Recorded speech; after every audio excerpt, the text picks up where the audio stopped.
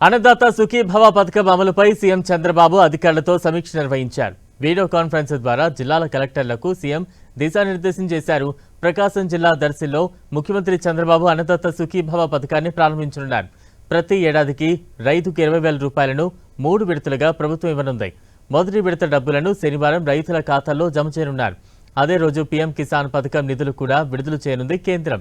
PM Kisan పథకం కింద కేంద్రం రైతులకు సంవత్సరానికి 6,000 రూపాయలు జమ చేస్తోంది. వాటితో పాటు మరో 14,000 కలిపి ఇవ్వనుంది ఏపీ సర్కార్.